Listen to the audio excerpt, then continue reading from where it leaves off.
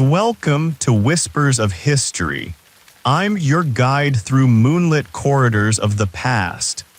Tonight, we explore the most inbred kings of Europe, softly, slowly, thoughtfully. If your night needs quiet stories to cradle you into sleep, you're in the right place. Get comfy, grab something warm by your side. And if this hush of history speaks to your heart, consider subscribing. Quiet reminders are all it takes. Now lean back, ease your thoughts, and let the night carry you as we step into the most inbred kings of Europe. The lanterns flicker along the stone corridors of the "You're not dreaming yet, but it's close." The floor beneath your feet is chilled sandstone, smoothed by centuries of royal shoes, most of them inbred to the point that their arches barely existed. The air smells like lavender water and dust, ornate decay with a hint of aristocratic boredom. A breeze stirs a velvet curtain. It's midnight in Madrid, long before electricity or dental plans, and someone in the palace is trying to marry his niece again. You won't be asked to approve, only to witness quietly like a ghost with a podcast addiction. Welcome to the boring history for sleep, tonight's episode, the most inbred kings of Europe. You probably won't make it through this day. Before we dive in, take a moment. Breathe in, let your shoulders drop. If you enjoy drifting through long-forgotten hallways of scandal, dysfunction, and powdered wigs, go ahead and like this video. Maybe even subscribe, it helps keep the tapestries dusted. And hey, tell us in the comments where you're listening from and what time it is for you. We love knowing who else is wandering through history in the dark with us. Now let's ease into tonight's journey. You begin in the late 1600s and Spain is not thriving, not dead, but not lively. The once mighty empire is wheezing into its final acts, tangled in its own velvet robes. At the heart of it all is King Charles II, a man described by some historians kindly as physically incapable of ruling, and by others as a medical marvel of concentrated Habsburg genes. And Charles is 24, he looks 64. His jaw is so elongated it can't close properly, and when he chews, it sounds like two pieces of wet paper slapping each other. His tongue is too large for his mouth. His voice is unclear. He has trouble walking, talking, digesting, and producing an air. A bingo card of royal responsibilities, and he's not winning. Still, Charles tries. He signs things with shaky hands, he prays a lot, he loves his dogs. And when his advisors ask what he wants to do today, he often stares blankly and asks, "Is my mother coming?" Now she is, always, of Austria. His mother and great-niece of his grandmother don't ask rules in his place, technically as regent. Realistically as Queen Mother Empress Overlord. She signs treaties, she hires ministers. She discourages his tutors from asking him hard questions. And Charles' family tree is less a tree and more a topiary shaped like a pretzel.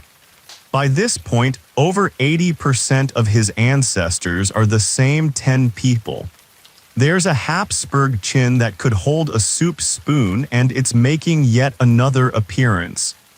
Historians still debate whether it was ambition or simple lack of options that caused so much intermarriage, but let's be honest, it was mostly ambition. Some say Charles was cursed.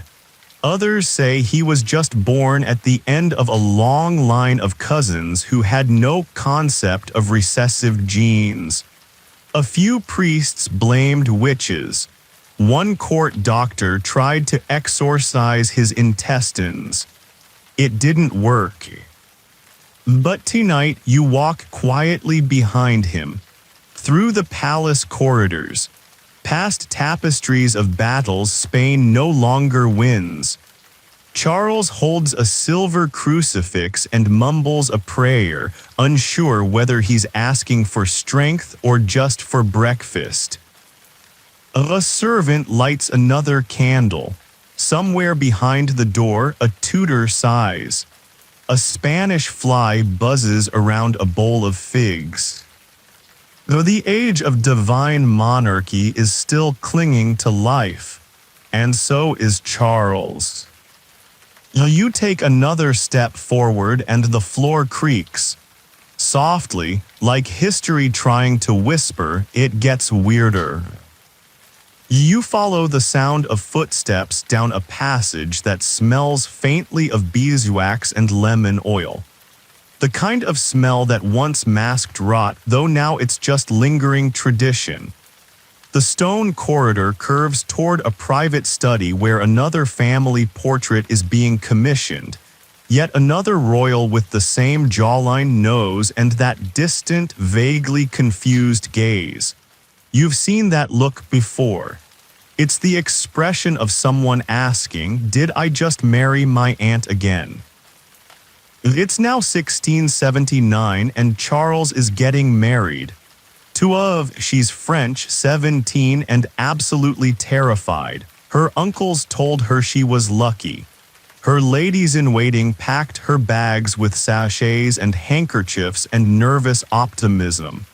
The Spanish court welcomed her with silence, incense, and a stifling dress code. Bright colors, forbidden; laughter, suspicious. The only thing more suffocating than her corset is the air of generational regret.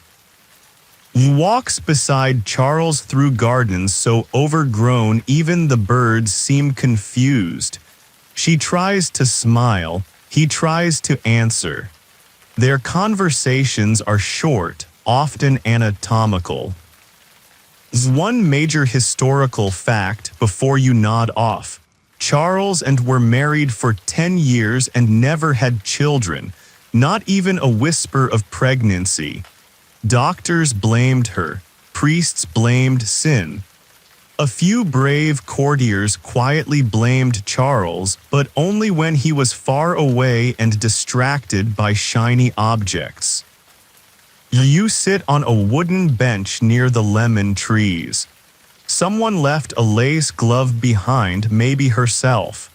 You pick it up, and it smells like perfume and sadness. It's embroidered with tiny fleur-de-lis and a single stitch that reads, "To suffer and remain." Somewhere inside the palace is writing letters home. In them she says the food is strange, the people are quiet, and the king seems kind but distant. "He watches me as if I'm a painting," she writes once. But not a beautiful one, more like a mystery no one wants to solve. And an obscure cultural tidbit. Spanish royal brides at this time were expected to ride side saddle for weeks during their bridal journey, even when their legs cramped and their spirits broke. Some reportedly wept into their embroidery hoops. Spends her days learning Spanish court etiquette, which mostly involves not fainting from boredom. She learns not to question decisions, not to run, not to laugh too loudly, and most of all not to ask about Charles' medical treatments. You don't want to know. They involve mercury, holy water, and something suspiciously like pigeon soup. Historians still debate whether Charles truly understood the purpose of marriage. Some say he believed children came from prayer. Others claim he thought it required less effort than it did. A few suggest he was simply too ill to try, and maybe too polite to admit it. You sit a little longer on the bench watching shadows lengthen across the marble tiles. The lemons above you sway in the evening breeze. A single one drops to the ground with a soft thump, a small, sour reminder that some trees bear no fruit, no matter how long they stand. Then still Charles reigns, quietly, painfully, a king by name, a puppet by nature. You lean back, close your eyes just a bit, and listen to the low hum of a lute playing somewhere down the hall. Though the sound is gentle, repetitive, hypnotic. Nothing happens for a while, and in Charles' court that's usually a good thing. You awaken lightly from that hazy drift just as the lute music fades behind a tapestry. You're still in the palace, but the air feels heavier now. The chandeliers have been refilled with whale oil, and the soft drip of wax marks time slower than any clock. It's 1680-something, give or take a royal scandal, and Charles II still hasn't produced an heir. The royal astrologers are starting to look nervous. And when the people who map your destiny using Saturn's mood swings get nervous, you probably should too. You walk down a corridor lined with portraits of Habsburg ancestors, each one more genetically committed than the last. The eyes stare at you sideways, subtly judging like they're all sharing one thought. We walked so Charles could hobble. One major historical fact to tuck behind your ear.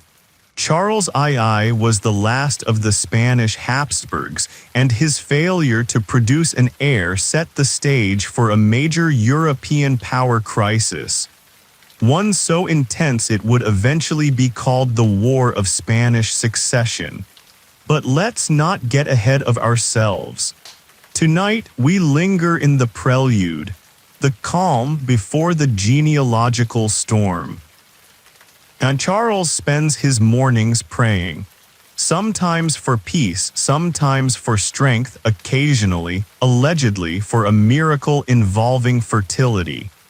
His afternoons are filled with state papers he pretends to read and ministers who pretend not to notice. One of them, a short man with an elaborate wig and a long list of debts, is particularly skilled at looking serious while saying nothing. A crucial skill in this palace. The Queen has taken to walking alone in the gardens. Sometimes she talks to the statues. Sometimes the statues feel like better company. One day she orders a small fountain to be replaced because the sound reminds her of weeping. No one questions it. The sound is changed. The weeping, however, remains. Now here's a weird little cultural nugget. Courtiers at the time believed that drinking wine infused with powdered emeralds could increase vitality. Charles tried it. The only thing it increased was his dentist's confusion. At dinner, the king eats slowly. He chews for a long time, but not because he's savoring. His jaw simply won't cooperate. It's a dinner theater of frustration. The courtiers sit stiffly, pretending not to notice. The queen pushes food around her plate with royal grace. The silence is long, broken only by a footman dropping a fork. That fork is never seen again. Historians still debate whether Charles had any real friends. Some argue his dogs were his closest confidants. Others mention a dwarf named who once made him laugh during Mass, which led to an entire year of whispered disapproval. You follow a trail of candlelight down a servant's corridor. There's a warmth here, the heat of bread ovens, the rush of real life. The staff joke in low voices. One of them carves a face into a turnip for fun. You smile. It's the liveliest thing you've seen all day. As you pass the kitchens, a cook hums an old folk song about a boy with 12 toes who became a bishop. No one knows where it came from. Maybe a joke, maybe a prophecy, maybe just dinner entertainment in a time when entertainment meant watching soup boil. Charles is tired, the Queen is lonely. The court is stagnant, but the days keep arriving, and so do the prayers. You yawn softly and continue down the hall. The clocks chime somewhere deep in the palace, though you're not convinced they're in sync. In the Habsburg court, even time has to pass through 4 layers of bureaucracy. It's now 1689, has been dead for 2 years. The cause officially was intestinal obstruction. Unofficially, whispers float through the corridors like incense, heartbreak, poison, homesickness, or some combination. Spain mourned politely, and Charles mourned in a way only a deeply sheltered, genetically strained monarch could, by not understanding she was gone for the first week. Now he's, this time to Maria Anna of, a German princess chosen specifically for her rumored fertility. Her family, allegedly had so many children they had to number their toothbrushes. And so, the Spanish court hoped maybe some of that energy would rub off. Maria Anna arrives with a full dowry, a stiff posture, and 17 brothers. 17. You try not to think about what family reunions are like in that household. Probably a lot of chairs and confused cousins. Her welcome is somber. The Spanish court hasn't exactly lightened up since the last queen died. The colors are still dark, the etiquette still rigid. Even the doves in the courtyard seem quieter. And Charles greets her with a soft nod and a bowl of sugared almonds. She thanks him, carefully avoiding his fingers. Their wedding night is described by one courtier as a respectful silence with echoes of uncertainty. Here's your major historical fact for this section. Maria Anna and Charles also had no children. This wasn't surprising. By this time, Charles was so physically deteriorated that some physicians quietly suggested he might not be biologically capable of fathering a child at all. Not without divine intervention, or a science that hadn't been invented yet. The Queen settles into her role with the grace of someone who knows exactly how little power she holds. She writes letters home frequently. In one, she mentions the peculiar custom of not looking the king in the eyes until after dinner. It's unclear if this was a real rule or simply good advice. As a curious cultural tidbit, Maria Anna brought her own bed from Germany, entirely. Frame, mattress, linens, pillows, and even the bolts. Apparently, she didn't trust Spanish sleep arrangements or Spanish carpentry. The bed took 4 weeks to assemble and 3 interpreters to argue about the instructions. Historians still debate whether Maria Anna ever truly cared for Charles. Some say him. Others say she resented being sent to a country with so little sunlight and so many priests. A few suggest she simply counted the days and wrote very detailed diaries. You find her tonight seated in a high-backed chair near a window, embroidering scenes from her childhood. A pine forest, a church, a lake that never dried, she sighs. Somewhere nearby, Charles is attempting to walk to the chapel without assistance. The attempt is not successful. You step past the Queen's chamber and into the long corridor that leads to the chapel. The walls are lined with saints whose eyes follow you.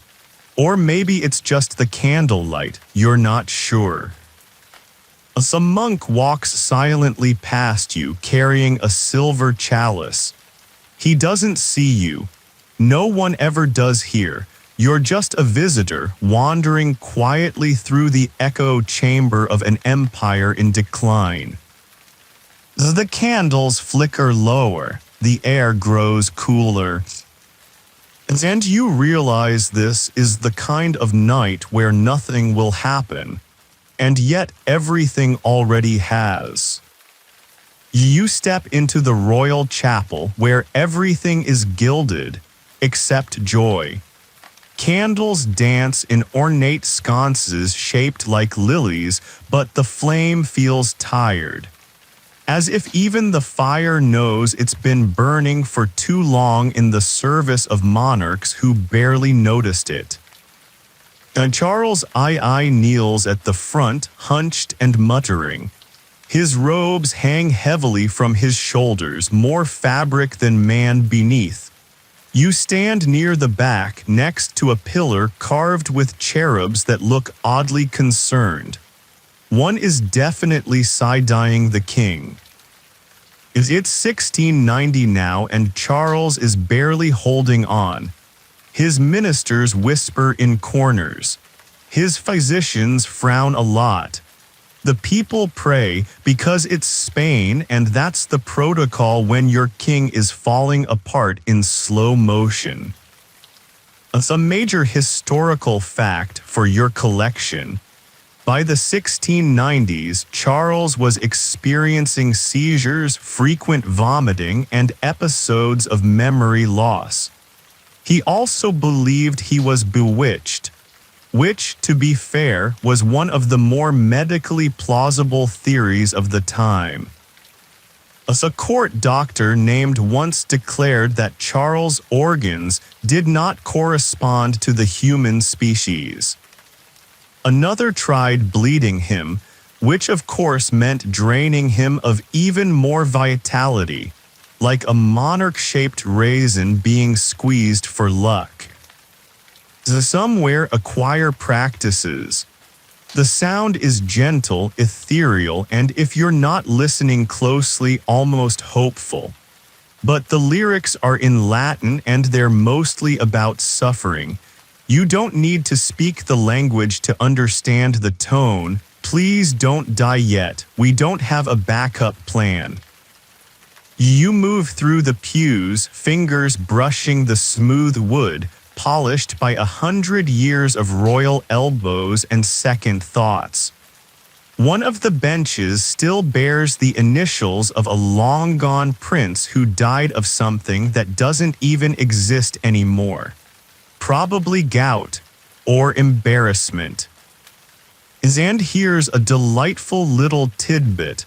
Charles once attempted to read a letter aloud to his council and mispronounced his own name. Twice. Everyone clapped anyway.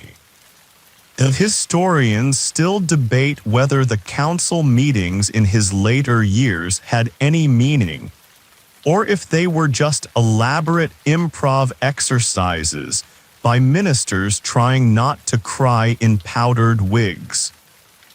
You leave the chapel, your footsteps echoing softly in the stone corridor.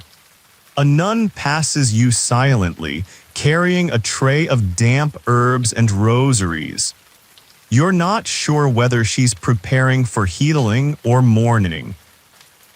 Back in the Queen's chambers, Maria Anna is rereading the same letter from her brother for the 7th time. It smells like Bavarian tobacco and resignation. Somewhere far away, France watches. England watches. Austria watches. The great powers of Europe have begun circling very politely like vultures in powdered gloves. You reach the end of the hallway. The air is colder now. So is the future. The palace windows are shuttered tonight. A storm brews above Madrid, slow and theatrical like everything else around here. Lightning casts quick shadows on the marble floors and thunder answers with the timing of a bored courtier, delayed and unimpressed. You're standing near the map room, a place Charles rarely enters, perhaps because the maps keep reminding him how much territory Spain has lost. It's 1692. The Spanish Empire is still vast on paper, but in real life, well, the ink is doing more heavy lifting than the armies. Here's your major historical fact. Spain's control over its overseas colonies during Charles II's reign was deteriorating, plagued by corruption, neglect, and administrative bloat. The colonies were expected to send gold, spices, and loyalty.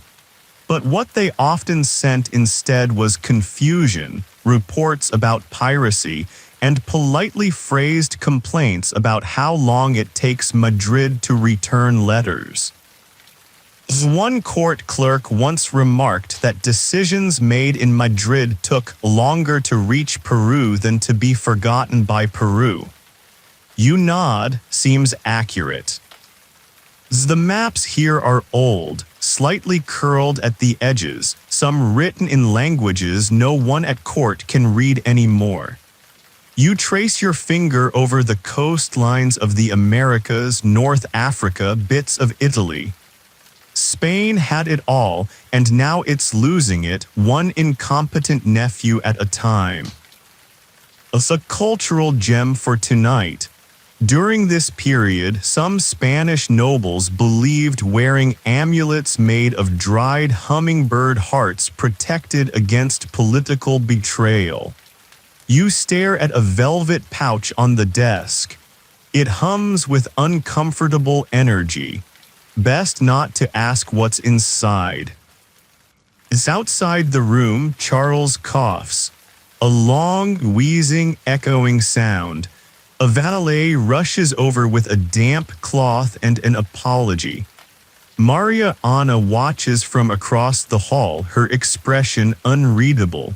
She's started keeping a tally of his symptoms in a small leather book. She never shows it to anyone, but she updates it hourly.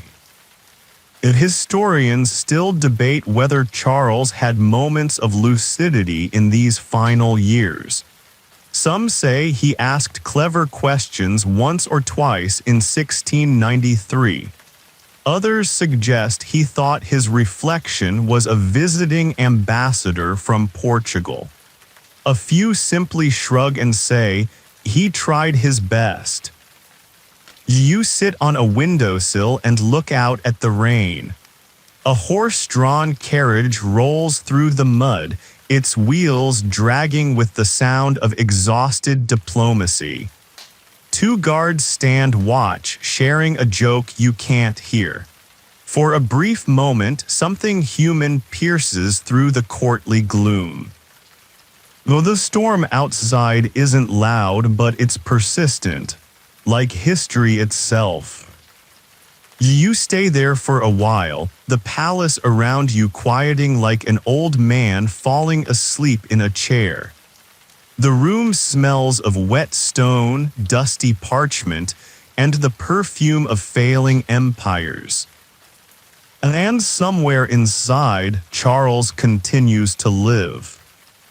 Technically, morning never truly arrives in the It just sort of rolls in quietly like an underpaid servant with cold hands. The sun filters through stained glass windows, turning saints into watercolor smudges on the floor. You're standing in the antechamber just outside the royal bedroom, watching history try not to embarrass itself before breakfast. It's 1694. Charles II has now outlived multiple predictions of his death, which is impressive mostly because no one expected him to make it past childhood. His physicians are baffled. The court is exhausted.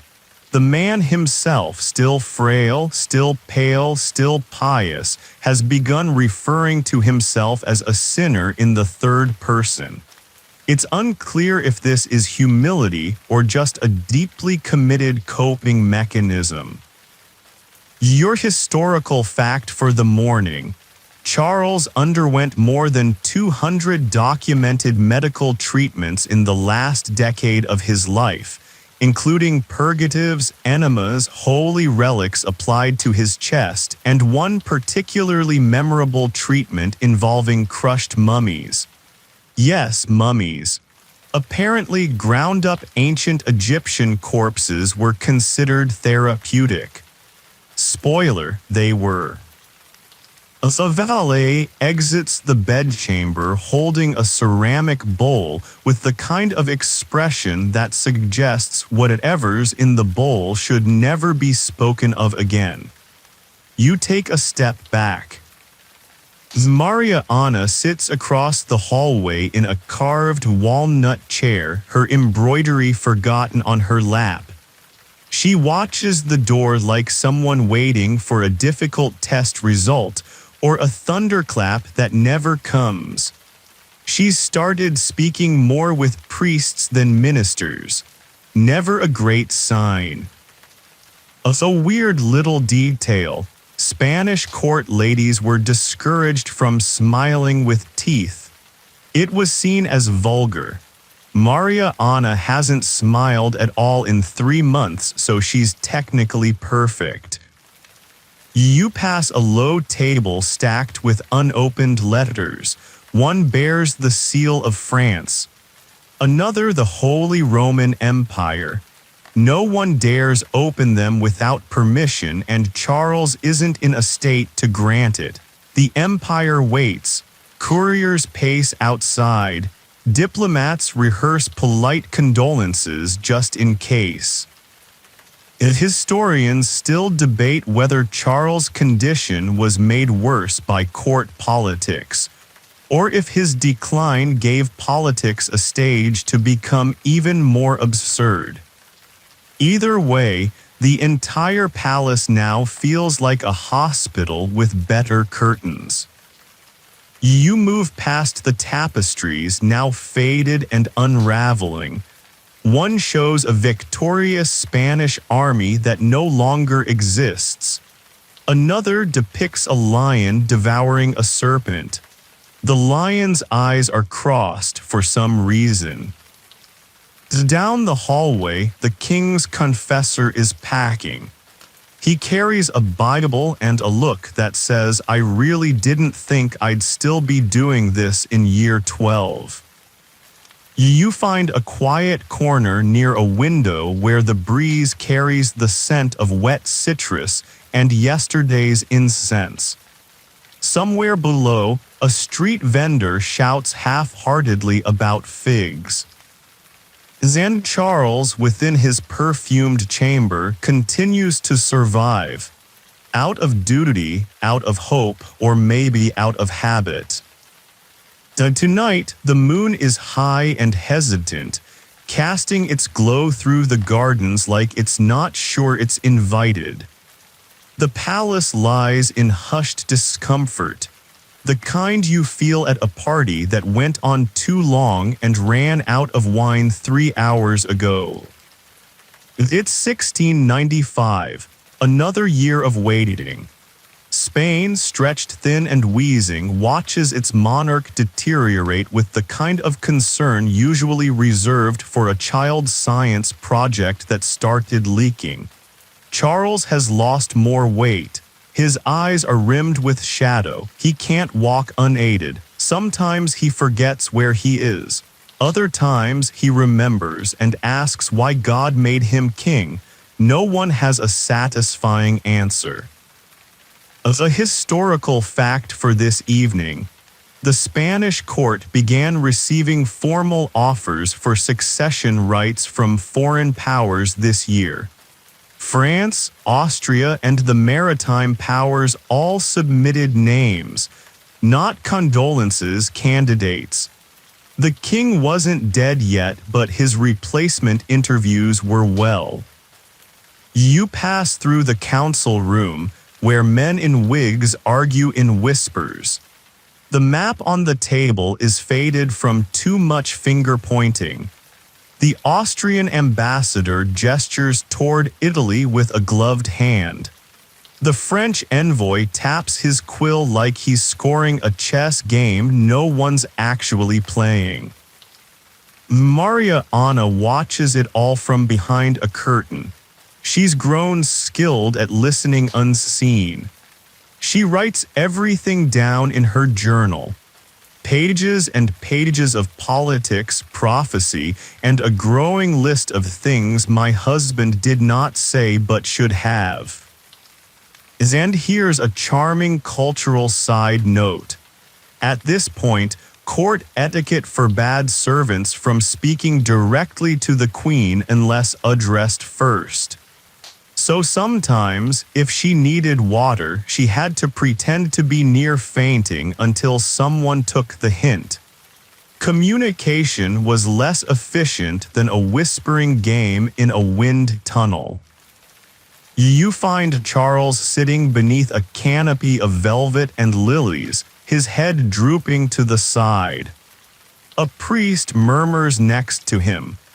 A court painter attempts to sketch the scene but keeps adjusting the angle so the king doesn't look too expired. Historians still debate whether Charles was aware of the international frenzy swirling around his throne. Some say he asked pointed questions about alliances in his more lucid moments. Others claim he once mistook the Portuguese ambassador for a large candle. Either way, the man is a body slowly evacuating power while still technically wearing a crown. You step outside into the garden. The statues look tired tonight. The trees lean slightly as if listening. A cat darts between hedges, chasing something unseen, probably dignity. The air is thick with perfume and fear. The palace is dimly lit now, not out of romance but economy. Candles cost money, so does everything else. And Spain is running out. Charles is still alive. That remains the headline. But the real story is already beginning. And everyone knows it. It's a slow morning, the kind where time feels reluctant to participate. The birds outside chirp exactly once and then go quiet, like even nature knows it's better not to interrupt the final chapters of a slow-burning monarchy. You're seated in the corner of the royal library, surrounded by dusty volumes no one's touched in decades, except the rats, who apparently enjoy theology. The year is 1696. Charles II is 35 but aging in reverse only in usefulness. His hair is thin, his memory thinner, and his political relevance practically see-through.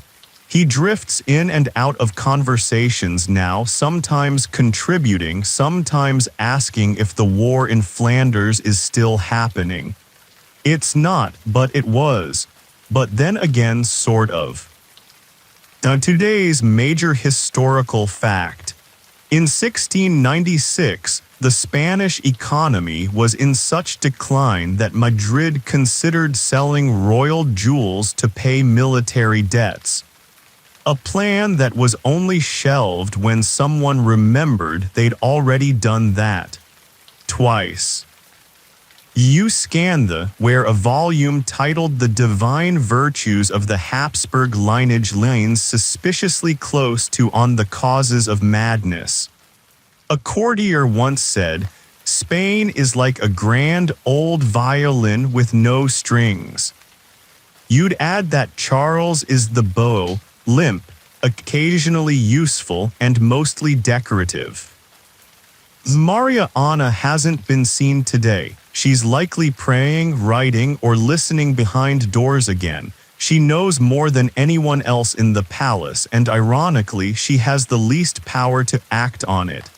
In one of her recent letters to her brother, she described Charles as tender in spirit, troubled in body, and immensely fond of parrots. That last part is true. The king owns 6 of them, only 2 can speak. One has reportedly picked up the phrase, "Don't mention Austria." An obscure cultural tidbit. It was customary at court for parrots to be dressed in miniature robes during ceremonies. One of Charles' birds once wore a tiny bishop's. The bishop was not amused.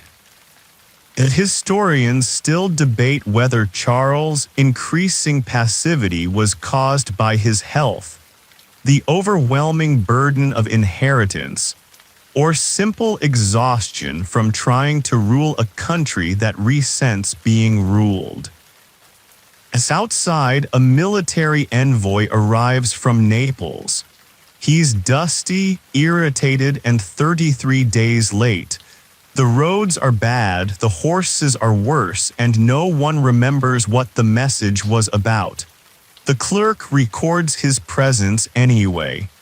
"It might be important later," he mutters. You sit back in a faded leather chair and listen to the sounds of nothing. Footsteps echo, dust motes drift. The walls groan softly with the weight of things they'd rather forget. Charles is still alive. And so is Spain. Barely. The sun hangs above the lake, it's debating whether to bother. The year is 1697, and everything inside the palace smells faintly of lavender, old wool, and inevitability. You find yourself in the Hall of Mirrors, a room built to dazzle, now mostly used to reflect regrets at different angles. And Charles enters slowly, supported by 2 attendants. He walks like he's underwater, each step a negotiation with gravity. His robes trail behind him like shadows, unsure of which direction to fall. Today's major historical fact: the French and Spanish courts are actively negotiating secret succession plans. Louis XIV wants his grandson Philip of Anjou to inherit the Spanish throne. Austria naturally disagrees. England is trying not to panic. The Pope is pretending to be neutral. You know, classic European diplomacy. Everyone smiling, everyone scheming, and everyone pretending Charles will live long enough to cast a vote.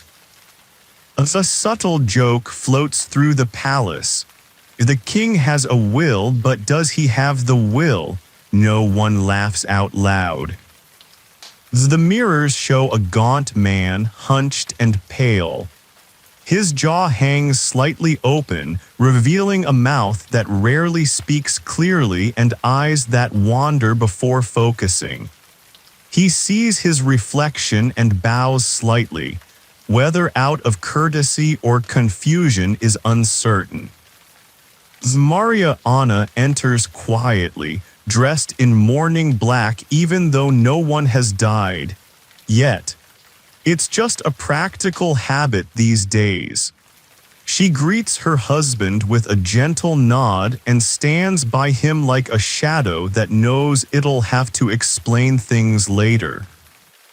As a minor cultural curiosity, the Spanish court was so obsessed with protocol that even when Charles fainted, no one was allowed to touch him unless the proper officer announced the king was indisposed. One time, he lay on the floor for 9 minutes before anyone intervened. And historians still debate whether this excessive protocol was loyalty or paralyzing fear. Probably both. Probably more fear. You follow them as they move toward the throne room, a place now used mostly for ceremonies no one remembers the names of. Charles sits. A document is brought. He tries to sign. The ink drips. The signature is a swirl. The minister smiles and says it's fine. As outside the windows, Spain hums quietly under a cloud of debt and drought. Farmers complain, soldiers go unpaid. Colonies send more complaints. But the palace remains insulated, warm, stiff, and utterly detached. Maria Anna whispers something to the king. He nods. Then asks if they're going to Mass. It's Tuesday, they already went. You lean against the mirrored wall, watching your own reflection watch history falter. The candles flicker. The courtiers murmur. The old dog in the hallway lifts its head once, then rests it back down with a sigh. And Charles, King of Spain, Naples, Sicily, and just barely himself, continues his reign. Is in body, if not in will.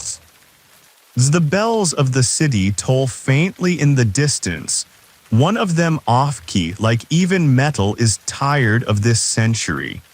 You're walking now through the Queen's private gallery, a long corridor of paintings depicting generations of royal weddings, royal births, and royal, attempts.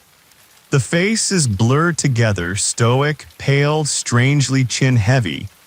The paint cracks slightly more on those who married cousins, so all of them. It's 1698. Charles II is technically stable. Stable in the way a tower of teacups is stable until someone breathes near it. He's still alive, and that fact is starting to annoy more people than it comforts. Here's your historical fact of the hour. By 1698, 3 different versions of Charles II's will existed, each nomming a different successor. One version favors Austria, one favors France. One reportedly names God's will and then trails off into a smudge. No one's sure which one Charles meant to sign, least of all Charles. France, meanwhile, has been rehearsing triumph. Louis XIV sends envoys who pretend to be friendly but speak in future tense. Austria counters with cousins, and England begins preparing for a war everyone says they want to avoid, but no one is doing anything to prevent. Diplomacy is very productive this year, if by productive you mean anxiously folding napkins. You pass by one of the lesser-known portraits, a still life of Charles' first parrot, painted posthumously. The bird wears a tiny lace collar. Historians suspect it was one of the few creatures Charles genuinely trusted. And speaking of cultural quirks, here, a strange one, Spanish royal servants had a hierarchy so strict that there were rules for who could hold the king's chamber pot. The wrong hands, a scandal. The right hands, a privilege. There's even a recorded argument about it that lasted 6 days. Maria Anna is spending more time with the church now. She's arranging novenas, fasting, and commissioning portraits of saints who specialize in hopeless causes. Saint makes multiple appearances. So does the Virgin of Sorrows, whose expression, if you look closely, resembles Maria Anna by now. Historians still debate whether Maria Anna was trying to delay Charles' death for love, for power, or simply because she knew what came after him would be worse. Possibly all three, possibly just habit. Grief in the royal court often arrives in advance. As you leave the gallery, a draft blows through the high arched windows. One of the portraits creaks slightly on its hook. The king, somewhere in the palace, sleeps deeply. His chest rises with slow difficulty, as if reluctant to commit to the next breath. Even the silence tonight feels like it's holding back. It's twilight now. The kind of hour that doesn't belong to any day, it just settles in quietly like a cat that knows no one's going to ask questions. The palace glows gently with candlelight, not quite warm, not quite cold. It's the color of decline. You're in the diplomatic receiving room. There's velvet on the chairs, gold leaf on the ceiling, and enough tension in the air to curdle milk. A French ambassador sits with impeccable posture. An Austrian envoy reads silently in a corner, occasionally glancing up like he's checking whether the Frenchman is breathing too loudly. It's 1699 and the world is officially waiting. The question is no longer if Charles will die, it's who gets the toys when he does. Here's your major historical fact. In 1699, the Treaty of The Hague was signed, a secret agreement between England, France, and the Dutch Republic to divide Spanish territories after Charles' death. Yes, while Charles was still alive. Barely, but yes. International politics had effectively put Spain on layaway. Though the king is informed of none of this. Today he's being bathed, dressed, and prepared for a walk he may or may not complete. Two servants argue over which slipper is his favorite. He has no opinion. He barely has eyelids open. The queen watches from the doorway, her rosary beads worn smooth as river stones. And here's a cultural detail you didn't ask for. In late 17th century Spain, the royal court believed illness could be absorbed by touching holy relics. At one point, Charles was made to sleep with the thigh bone of Saint Francis under his pillow. It did not work, but the pillow smelled weird for days. You slip down a hallway and into the musician's chamber where a violist quietly rehearses. The notes drift into the corridor, melancholy and careful. Court music has grown softer in recent years, less flourish, more prayer. Even the drums have started sounding apologetic. Historians still debate whether Charles understood the gravity of what was being negotiated behind his back. Some say he did and cried. Others say he thought the maps were just old decorations.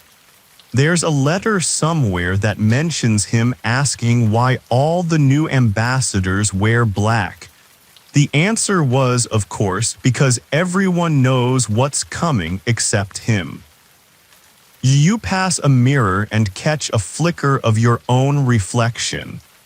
The palace behind you seems older now, heavier, as if it, too, is waiting for a release it doesn't want to admit.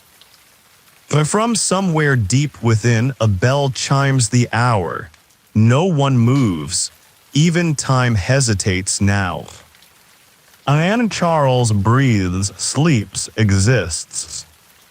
But for now, you're in the royal bedchamber again, though it's barely recognizable now. Gone are the displays of power, the regal tapestries, the fresh-cut flowers meant to suggest vitality. What remains is linen, so much linen. Damp cloths, rolled bandages, folded napkins of whispered prayers. Oh, it's 1700. Yes, the year you've been dreading has arrived. And Charles II lies beneath a mountain of blankets, thinner than the thread count. His eyes, when they open, flicker like old candle wicks. His hair has mostly abandoned the cause. The physicians hover like stagehands in a tragic play, adjusting nothing and achieving less. Your historical fact. By early 1700, Charles had an exorcism, a full one, with bells, incense, and enough Latin to confuse a Jesuit. Why? Because the Queen and several clergy were convinced his inability to produce an heir was not due to inbreeding, medical degeneration, or decades of mercury-laced treatments, but witchcraft. A spoiler, he remained cursed.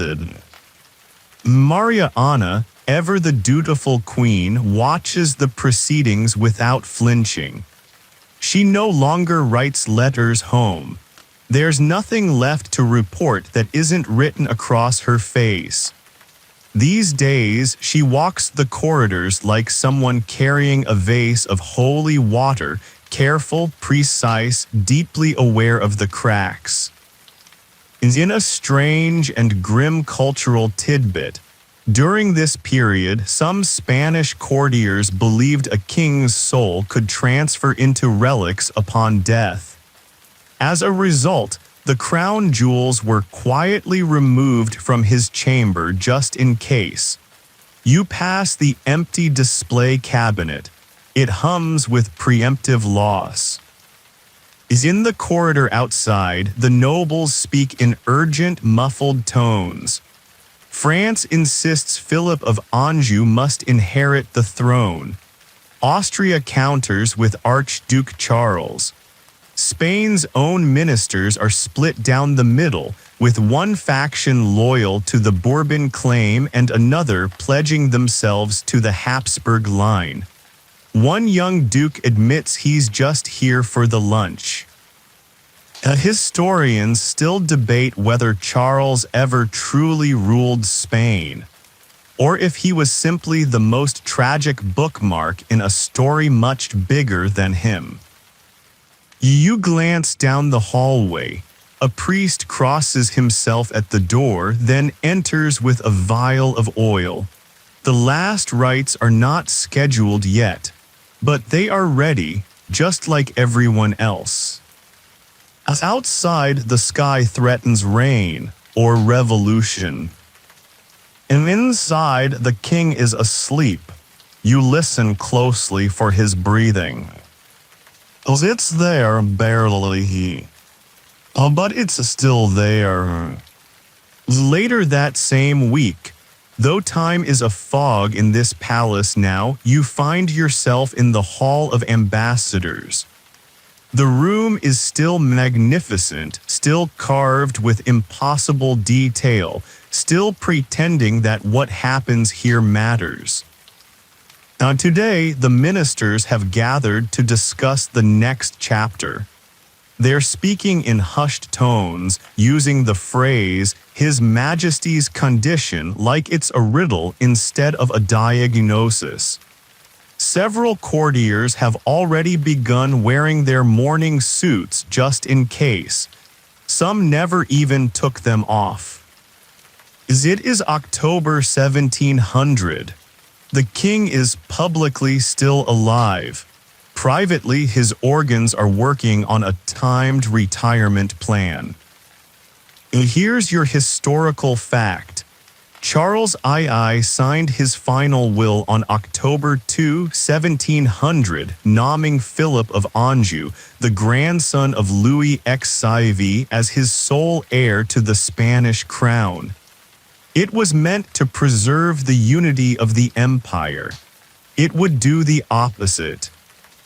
France is elated, Austria is furious. England starts polishing its warships. Spain, meanwhile, is quiet, numb, exhausted, and already bracing for another round of wars it cannot afford to win.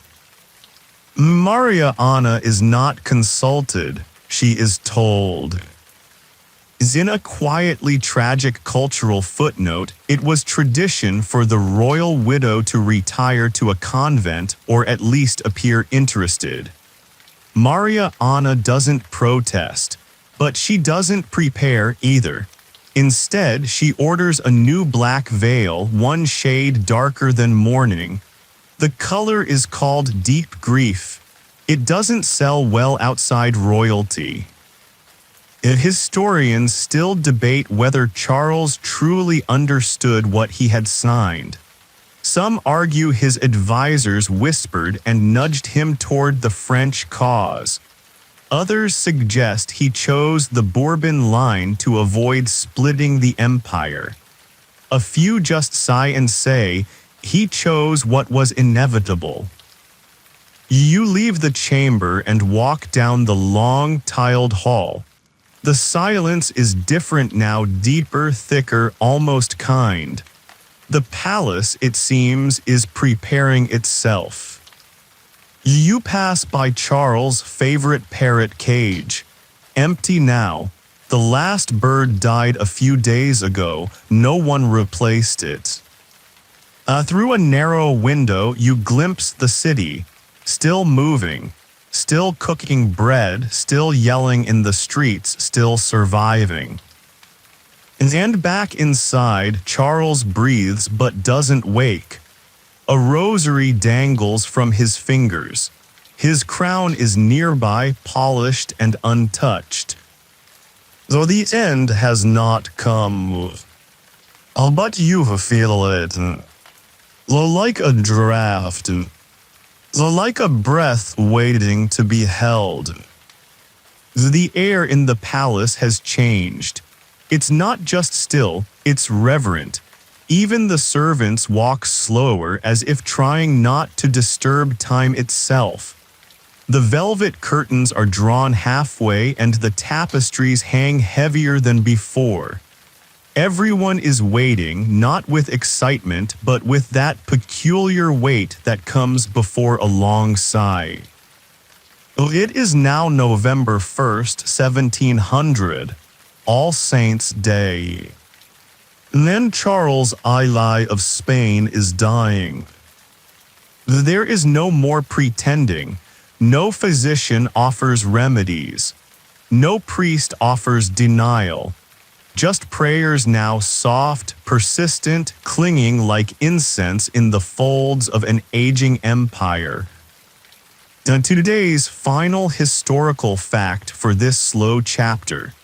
Charles II died in the of Madrid at the age of 38, having ruled for 35 years. At the moment of death, he left behind no heirs, no clear peace, and a kingdom about to be carved like bread at a table of very hungry relatives. You're in the bedchamber, but standing far off like memory watching itself. Charles lies still. His face is gaunt, waxy, almost already sculpted. A priest anoints his forehead. A servant kneels and weeps silently. The queen holds his hand with a practiced stillness, no tears, not yet. Those come later and privately. As a cultural image, tucked in the corner of all this solemnity. The tradition of the royal corpse displayed publicly so courtiers and officials could say goodbye. The body, dressed in full regalia, would lie in a gilded coffin surrounded by candles and whispers. Charles, poor man, would lie there longer than most. There were debates about whether his skin would hold up to the weight. Historians still debate what killed him. Was it syphilis, liver failure, epilepsy, poison, or just being the final link in a genetic chain held together by wishful thinking and strategic marriages?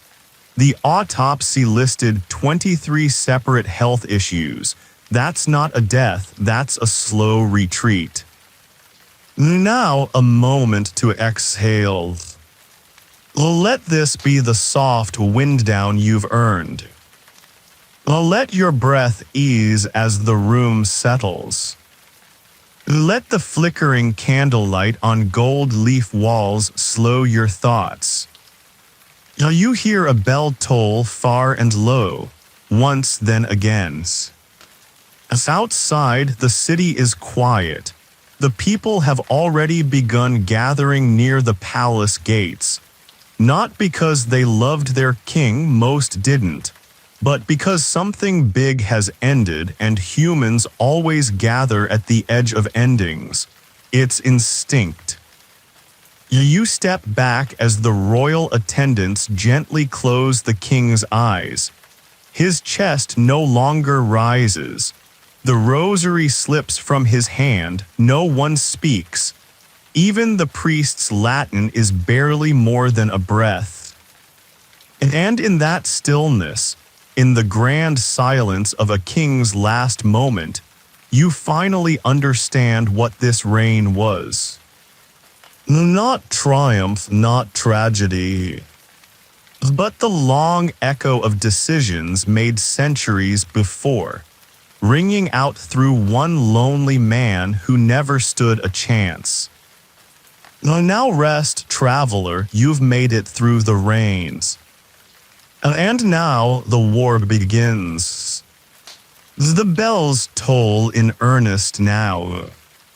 So the news has broken, the king is dead. Madrid reacts as cities do unevenly. Some cry, some sell commemorative medallions, others shrug, buy bread, and go on with their Tuesday. It's November 2, 1700, and inside the palace, protocol kicks in like a well-oiled ghost. Drapes are drawn, mirrors are covered with cloth. Every servant wears black. Every nobleman adds an extra button of solemnity. And somewhere a court artist is already sketching the first draft of a death portrait. Today's major historical fact: Charles' death triggers the War of the Spanish Succession, a global conflict that would last 13 years and involve almost every major European power. France and Austria both claim the throne. England and the Dutch Republic pick sides. The colonies become pawns. Spain becomes a battlefield again. You wander into the throne room. The chair is empty, not just of a person but of meaning. No one sits in it now. No one dares. A cardinal reads from scripture, though half the courtiers are already whispering in corners, preparing letters to their foreign cousins. The throne may be sacred, but influence moves faster. Here's your obscure cultural tidbit. It was tradition for the royal barber to shave the king's beard after death and burn the hair in holy oil. This was believed to prevent spirits from latching onto the remains. In Charles' case, there wasn't much beard to work with. The barber lit the brazier anyway. Maria Anna retreats to her quarters, her veil already dark, her expression unreadable. She does not speak to the ambassadors. She does not attend the council meeting. She simply walks into the private chapel and kneels for hours. As historians still debate whether the succession war was inevitable or if a more capable heir, one born of a less entangled tree, might have avoided it. But those are luxury thoughts. The kind you get to have when your rulers aren't dying of their own DNA. The funeral procession begins quietly. The coffin is carried by guards who do not speak. Trumpets play a mournful, slow march that echoes too loudly in a city that's already tuning itself for conflict. You step outside the palace gates. The sky is overcast just enough to feel appropriate. The people line the streets in stiff rows. Some toss rosemary sprigs. One old woman crosses herself 3 times and spits on the ground. Balance, apparently. Above it all, a banner flutters. Carlos II, 1661-1700. The dates feel like a question. And behind you, Europe sharpens its knives, not out of hate but hunger. The king is dead. Long live the consequences. Though the war doesn't start with a bang, it starts with a letter. In a candlelit chamber in Versailles, Louis XVI opens the will of Charles II and smiles. Philip of Anjou, his grandson, has been named heir to the Spanish crown. Bourbon blood on a Habsburg throne. It's a diplomatic victory, a family promotion, and an international provocation all at once. Back in Madrid, the news travels like warm molasses, slow, sticky, and eventually everywhere. Spain now has a French king, sort of. The Habsburg loyalists aren't thrilled. The Austrian court is definitely not thrilled. England, absolutely ready to be thrilled. Your historical fact for this chapter. In 1701, Philip V was officially crowned King of Spain. He was 17 years old, quiet, awkward. He preferred books to banquets. In other words, not Louis XVI, but close enough for politics. Philip arrives in Madrid and is welcomed with what can best be described as exhausted hope. The court dresses in fresh black for Charles and fresh gold for Philip. A confusing combination. Half the nobles bow, the other half bow lower just in case. Meanwhile, Maria Anna is asked to vacate the Queen's chambers. She declines for several days. Eventually, a formal request is delivered, wrapped in silk and escorted by a small army of etiquette. She leaves finally with dignity and a grudge large enough to require its own trunk. As a small cultural side note, Spanish mourning protocol allowed widowed queens to keep their jewels, but required them to wear only black and violet for the rest of their lives. Maria Anna adopts the palette with grim enthusiasm. Historians still debate whether Philip truly wanted the Spanish crown or if he simply said at the wrong dinner. Some say he accepted the throne out of duty. Others think he was manipulated by his grandfather. And a few note that 17-year-olds rarely turn down crowns, even if they come with bankrupt empires and 9 million problems.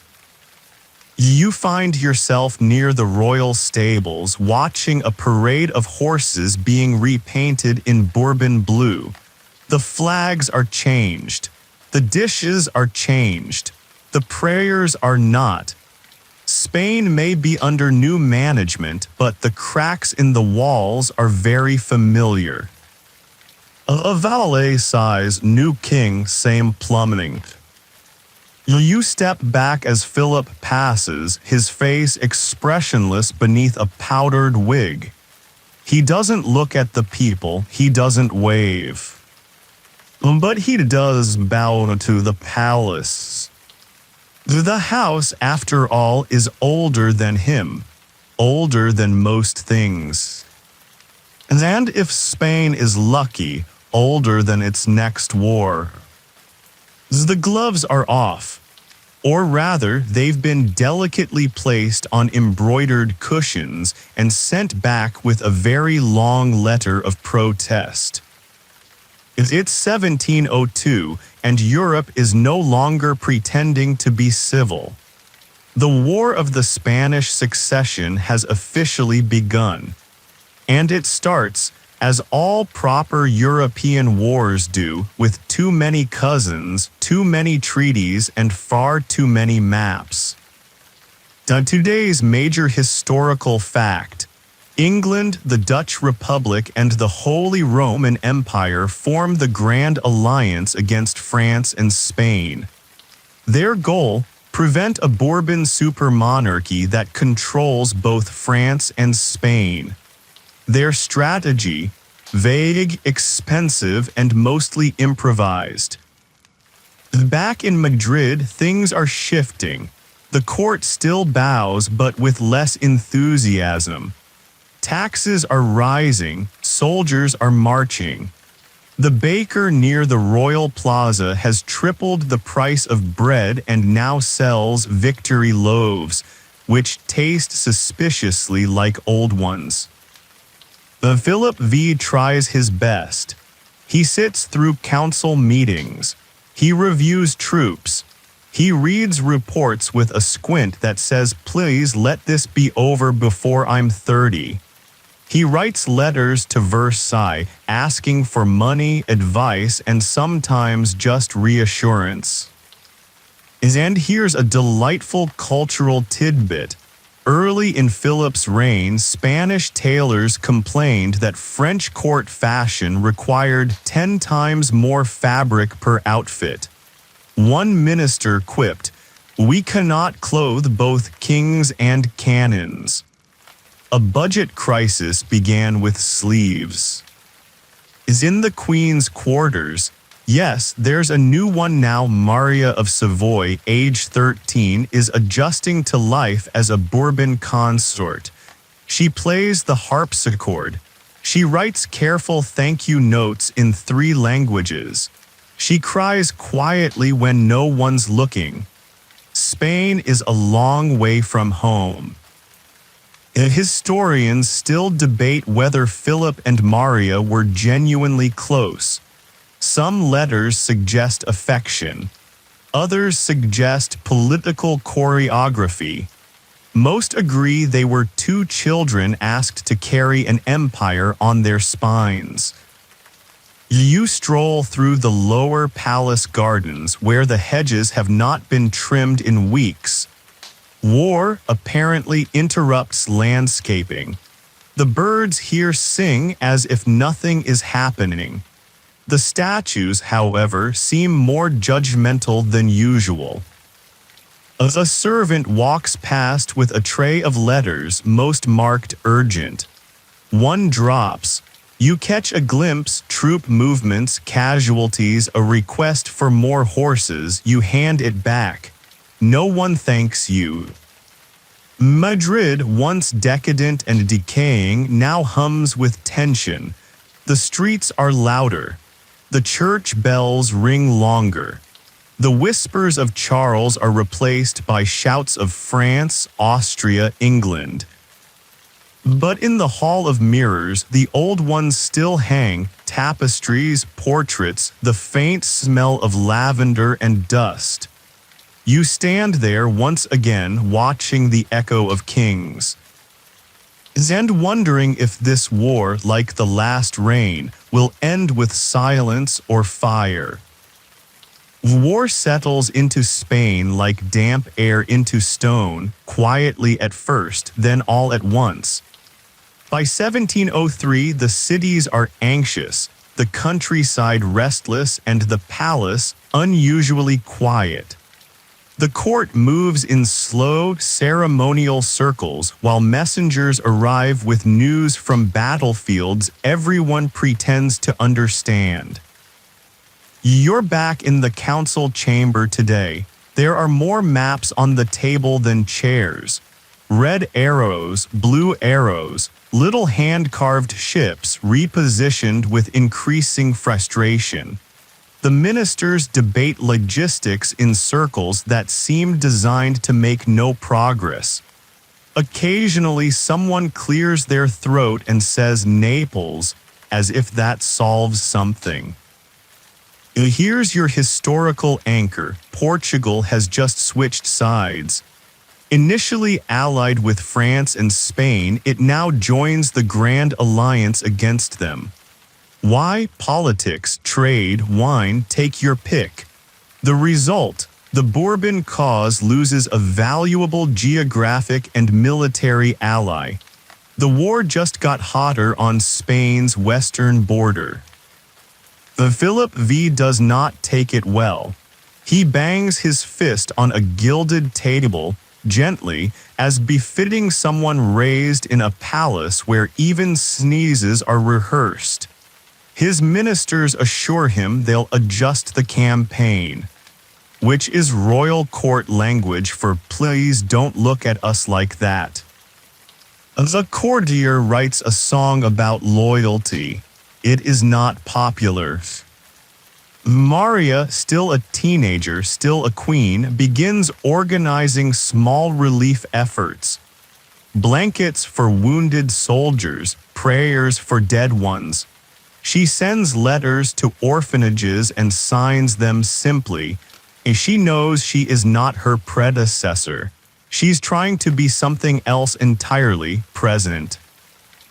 An odd cultural detail emerges during these months. Spanish nobles begin commissioning portraits of themselves in armor, despite never having seen a battlefield. It becomes a trend. One duke poses with a sword he borrowed from the theater. Another has a cannon painted in the background. It's facing the wrong way. Historians still debate how aware Philip was of the crumbling Spanish infrastructure during these years. Some say he visited a military hospital and wept. Others suggest he mistook it for a monastery. Either way, the monarchy is strained, and the kingdom is starting to show it. You walk the outer wall at sunset. The city stretches beyond, cracked and golden in the failing light. You hear children shouting in the distance, a merchant haggling, a dog barking like it understands inflation. The palace bells ring for evening mass. A young page mutters something about another meeting. A soldier adjusts his helmet in the reflection of a fountain.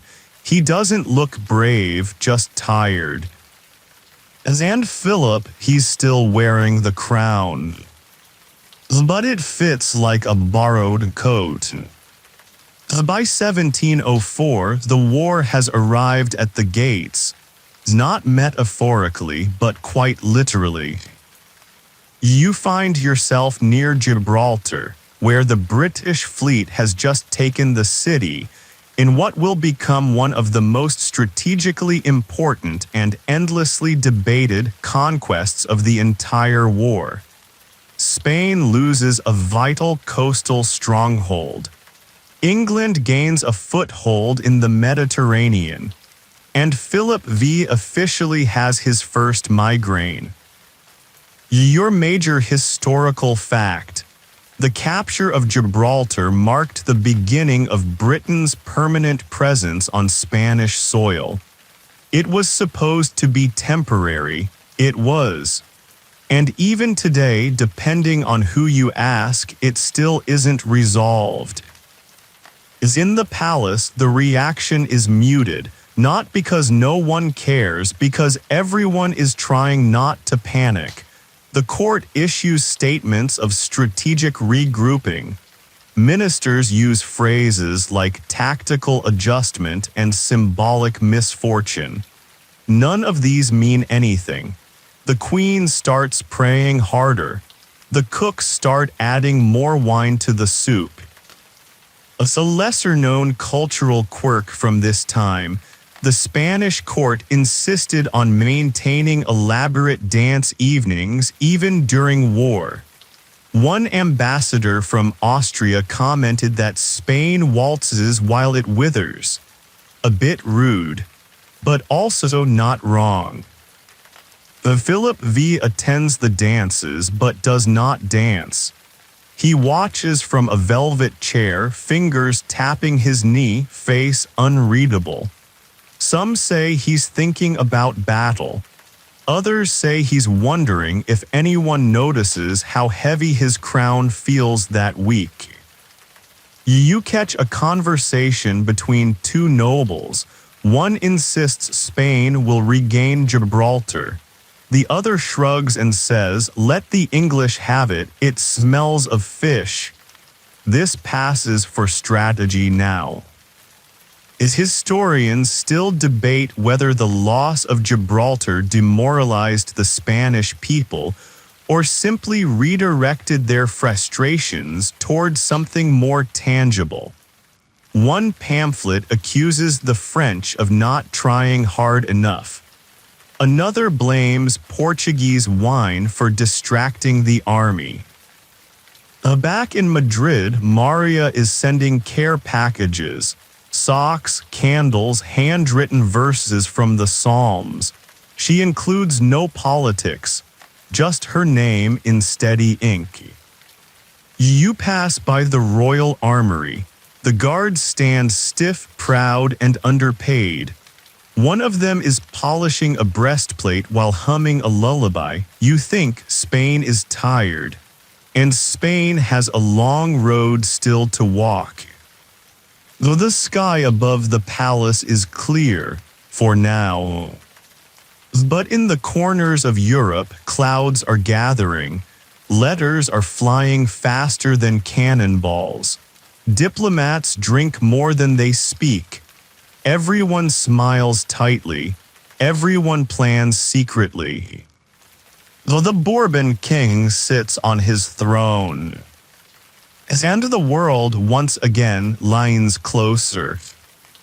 It is 1705 and the war no longer visits, it resides.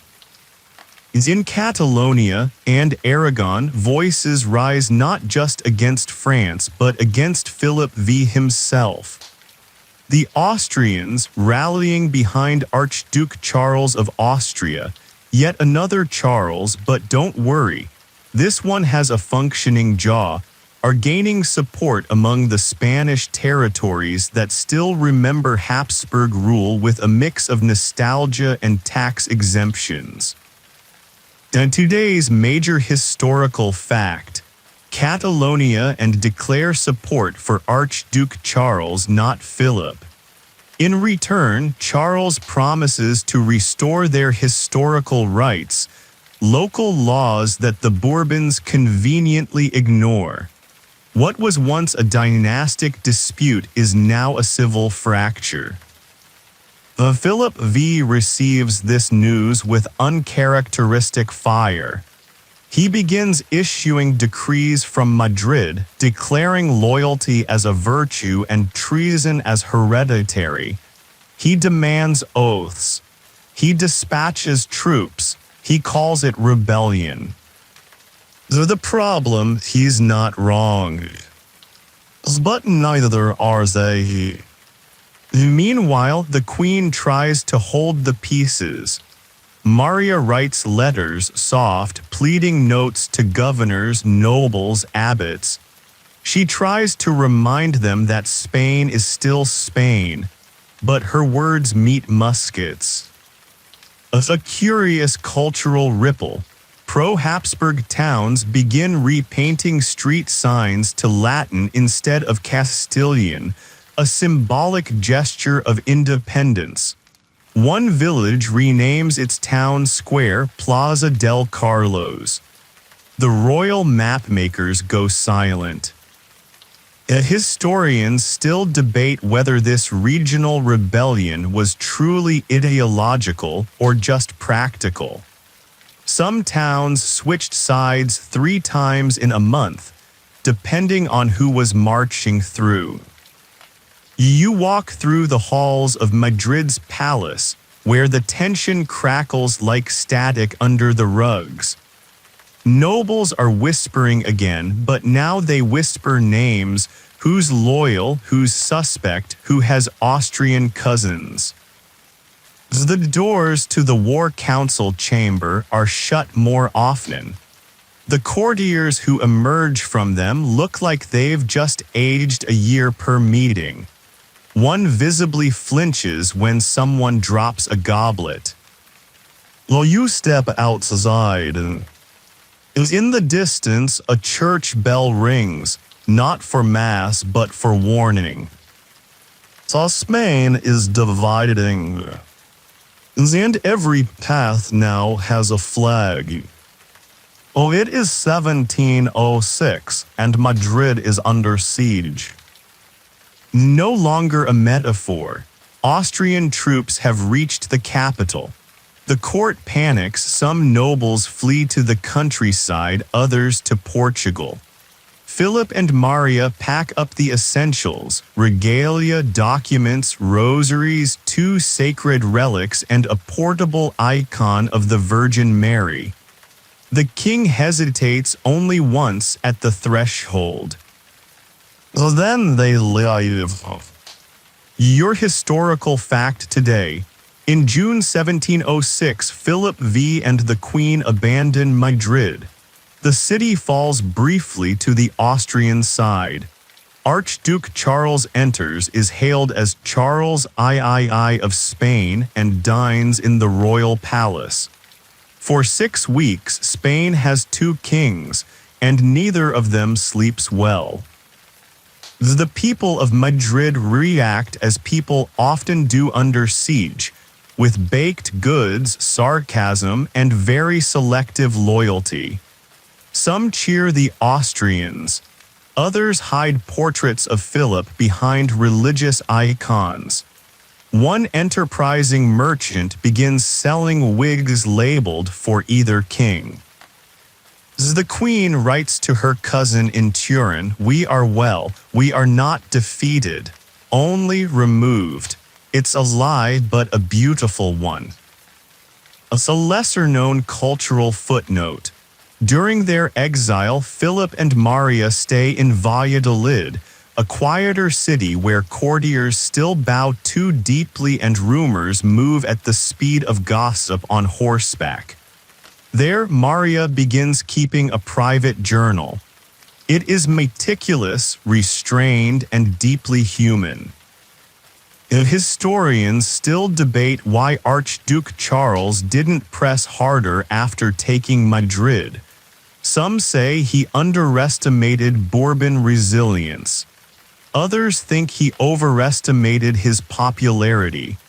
A few suggest he just disliked hot weather. You wander through the emptied royal rooms. Portraits still hang. Beds are made. The palace isn't ruined, it's just hollow. A shell waiting to remember who it belongs to. The candles are lit for no one. The guards stand for no crown. The city, confused but composed, waits again, caught between 2 kings and too many prayers. And in Valladolid, Philip sharpens his resolve. He will return, not because he is loved, but because he believes he must. The year is 1707, and Philip V is back. Madrid is reclaimed, quietly, steadily, and with just enough theatrical restraint to remind everyone who owns the stage. The Austrians withdraw, not defeated but delayed. The city doesn't erupt in celebration, it exhales. No one wants to pick the wrong king twice. Philip enters the capital like a man returning to a house that was loaned out too casually. His crown is polished, his cloak is trimmed, his smile non-existent. He is not here to be adored, he is here to rule. Now, today's major historical fact. The Battle of is fought in April 1707, a decisive Bourbon victory that cripples the pro-Habsburg resistance in and Aragon. French and Spanish troops under the command of the Duke of an Englishman fighting for France naturally crush the Grand Alliance forces. For Philip, it is a turning point. Well, the punishment is swift. Philip abolishes the local laws and privileges of and Aragon. One king, one law, one crown, he declares. The regions are brought under centralized Castilian control. The age of negotiation is over. Uniformity is the new anthem. As a small cultural detail, the royal printers begin issuing official decrees in only Castilian Spanish. Catalan, not banned but ignored, paper diplomacy sharp as steel. Maria appears beside Philip on a balcony the day they return. Her hand never leaves his. It's the closest thing to comfort the city gets. In her letters, she writes, "We are rebuilding, not our walls, but our certainty." Historians still debate how much of Philip's vengeance was strategy and how much was bruised pride. Some argue that Madrid was his emotional capital more than his political one. Others say this was the first true step in creating a modern, centralized Spanish monarchy. You walk the corridors of the palace once more, the rugs are replaced, the mirrors have been cleaned, the guards stand a little taller, everything looks the same but isn't. A victory always leaves fingerprints. And some of them bruised. The war grinds on as wars do, chewing through men, gold, and optimism with equal appetite. It is now 1708, and while Philip holds Madrid, the coasts are bleeding. The Grand Alliance has taken Minorca, one of the Balearic Islands. British ships drop anchor. The locals don't resist, most simply nod and keep walking. Another flag, another language, another set of taxes. Your historical fact tonight: Minorca falls to British forces who will hold it, mostly for the next 70 years. The port becomes a prized naval base. Spain, once the Queen of Seas, now watches from the shore. Philip is furious, but sea power is not his strength. The navy is underfunded, undermanned, and under repair. Spain's waters belong to others now temporarily, permanently. What's the difference? Meanwhile, Maria is unwell. She suffers from fevers, possibly exhaustion, possibly the long echo of a war that has not left her alone since she was 13. She writes fewer letters now, she walks less. The palace physicians begin speaking in low tones again. A cultural note, delicate and bittersweet. During this time, Spanish court musicians begin composing laments in her honor, slow minor key pieces played during meals and ceremonies. The queen listens but never comments. Historians still debate whether Maria's illness was physical or emotional. Some say she was simply worn down. Others suggest her body couldn't carry the weight of a nation. and a husband who leaned so heavily on her strength. You find yourself in the Queen's chapel. The candles flicker. The scent of lilies lingers. A small lies open on the pew. Someone has marked a page with a black ribbon. The psalm speaks of rest. It does not promise it. Outside, Philip reviews his troops. He gives a speech about unity. It is short, sharp, and slightly misquoted later in pamphlets. So Spain is no longer falling apart. But it's not coming back together either. Oh, it just endures. Like old stone. Like tired music. Like a king who refuses to blink first. It is 1709 and Europe is exhausted, not defeated, not victorious, just bone-deep, tea-stained exhausted. The war continues, but the rhythm has changed. Now it limps. The great battles have grown smaller, the borders more slippery, and the declarations of glory sound hollow even before the ink dries. Everyone involved is keeping score and losing count. Your historical fact today: the Battle of is fought this year, one of the bloodiest battles of the 18th century. It doesn't happen in Spain, but it defines the tempo. The French suffer massive losses, and although they technically retreat, the Grand Alliance doesn't celebrate. No one wins, just fewer people lose. Back in Spain, Philip clings to his territory like a man trying to hold water in a sieve. He's winning on some fronts, losing on others, and dreading the next map redraw. The war has drained the treasury. It has eaten the youth. It has made even the victories taste like damp cloths. Maria's health continues to fade. She no longer attends court events. Her letters are shorter, her handwriting trembles. Still, she remains involved. From her bed, she reviews reports. She signs papers. She asks after soldiers by name. As a haunting cultural note, the Queen begins dictating prayers to be and sent to field chaplains. Her verses are simple, human, and speak of healing, not triumph. Some survive in royal archives.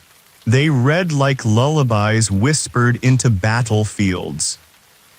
Historians still debate whether Philip knew just how fragile she was becoming. He visited daily, yes, but rarely stayed long. Some say he couldn't bear to see her fade. Others argue he was simply too distracted by the kingdom's unraveling seams. You stand in the Queen's winter garden. The air is damp. The roses are gone. In their place, frost-tipped hedges and brittle leaves. A single servant clears a path with a broom, not because anyone will walk it, but because it's tradition. Philip meets with envoys from France. They speak in circles. He wants support. They want leverage. Everyone wants peace, but only on their terms. And Spain. Spain wants to stop bleeding. By 1710, the war's momentum shifts once again. Like a tired pendulum, it swings back toward the Habsburgs, briefly, sharply, and with just enough force to panic Madrid. The Austrians retake Barcelona. Their armies march inland with alarming speed. Once again, Archduke Charles of Austria is being hailed as Charles III by pro-Habsburg cities. For the second time in 10 years, Spain seems poised to swap kings like dancers at a masquerade. Here's your historical fact. Charles enters Madrid again in 1710, temporarily reclaiming the capital. Just like in 1706, Philip and Maria flee. This time their exile is shorter, but the sting is deeper. You follow them to Burgos, where they take refuge in a fortress more windblown than regal. The rooms are drafty, the furniture borrowed, the food simple. Maria coughs through the nights. Philip paces, writes, worries, sleeps in armor at least once. A quiet cultural note from the court during this time: superstition returns. Advisors bring relics, amulets, even folk healers. One priest insists the queen's illness is due to the soul of the city being out of balance. Another recommends goat milk and silence. Maria writes a letter from her bed. If I cannot breathe in Madrid, I shall breathe here. If I cannot live long, I will live truly. Historians still debate whether the couple's second retreat broke Philip's resolve or refined it. Some note he became colder afterward, more direct. Others say it forged his belief that Spain must never again be ruled by anyone not born to suffer with it. Meanwhile, the people of Madrid greet Charles coldly. Again, no parades, no bread tossed, just quiet politeness. A city that's learned the danger of cheering too early. You return to it's quieter now, fewer candles, fewer servants. The mirrors are covered again, but the crown remains locked in its case, waiting. The war isn't over. Oh, but Spain. So Spain is starting to harden. Oh, it is 1711, and fate does something unexpected. Oh, it blinks. As across the Pyrenees in the splendid chill of Vienna, Emperor Joseph I of the Holy Roman Empire dies suddenly, leaving no male heirs. Which means, brace yourself, Archduke Charles, the Habsburg pretender to the Spanish throne, is now heir to the entire Austrian Empire. Today's major historical fact: Charles of Austria becomes Emperor Charles VI. Yes, the same Charles who's been fighting tooth and saber to become King of Spain now also stands to inherit Austria, Hungary, Bohemia, and the delicate balancing act of not becoming a continental supervillain. Though the implications staggering. Is if Charles wins Spain now, he will control nearly all of Central Europe and the Spanish Empire. France and Britain, once his allies, suddenly realize they've created their own final boss. Oops.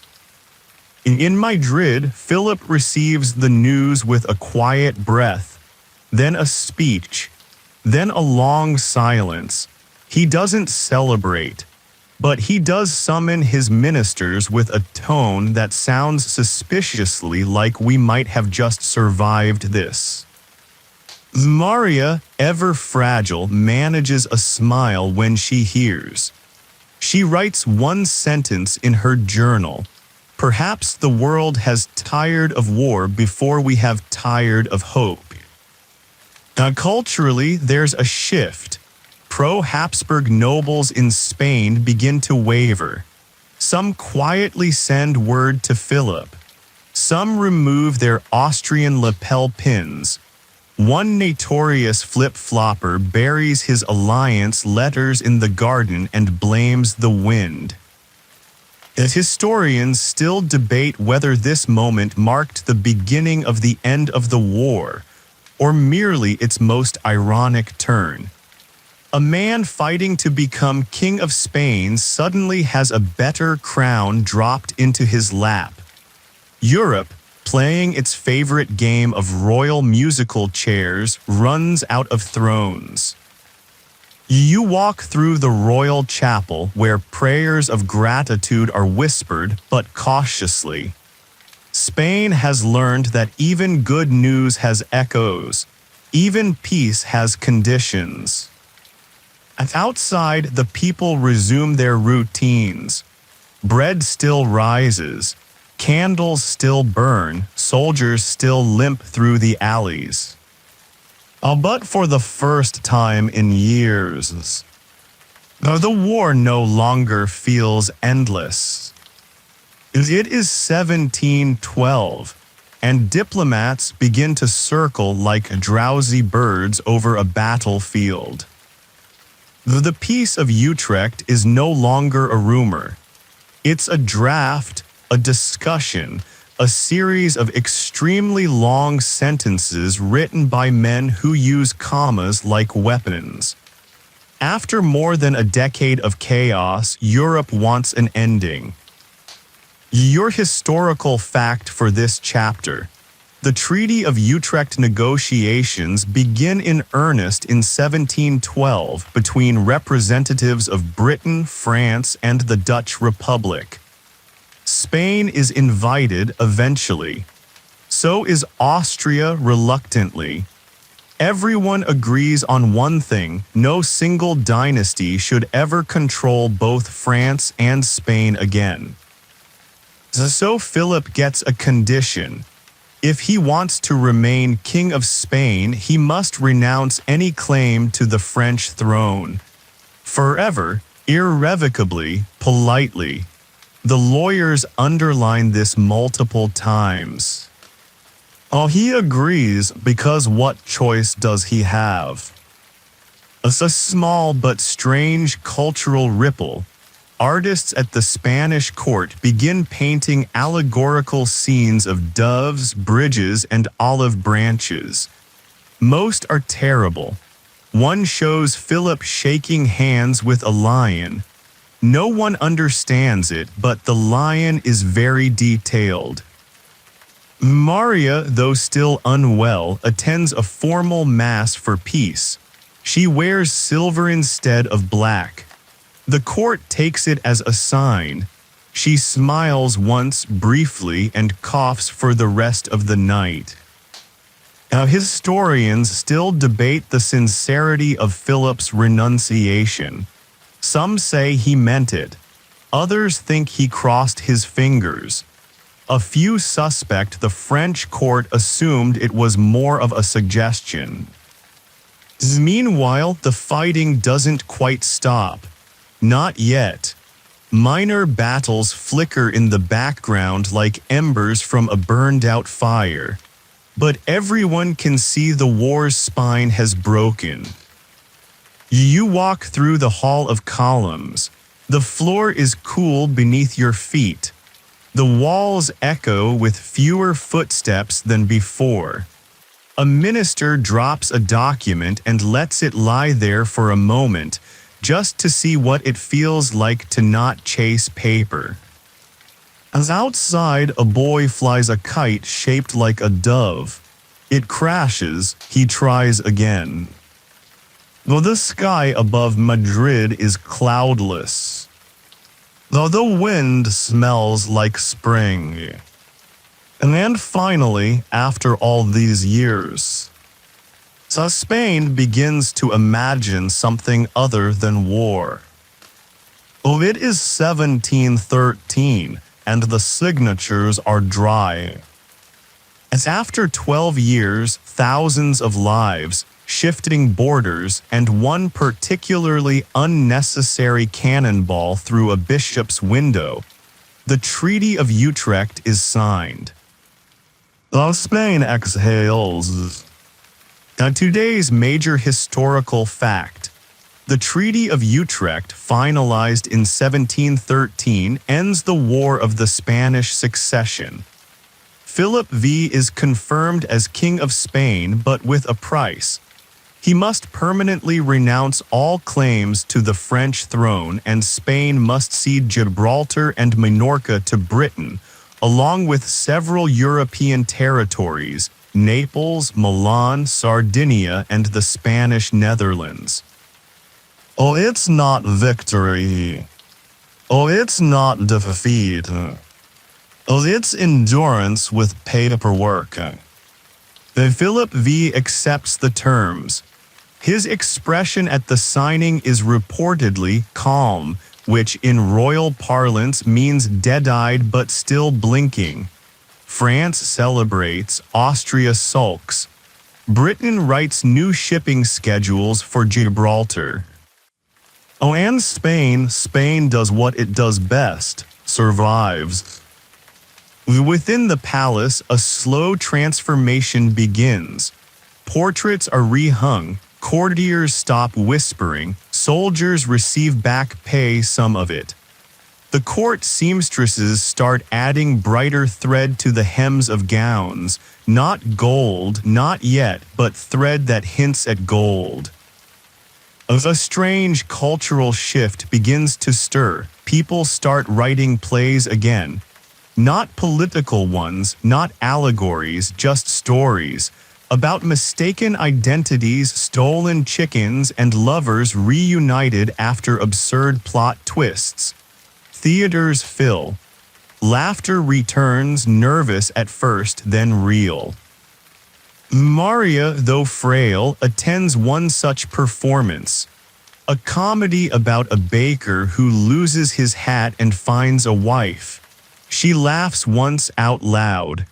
The court records it as a blessed moment. It is. Historians still debate the cost of the treaty, whether Spain's sacrifices were wise or simply what was left to give.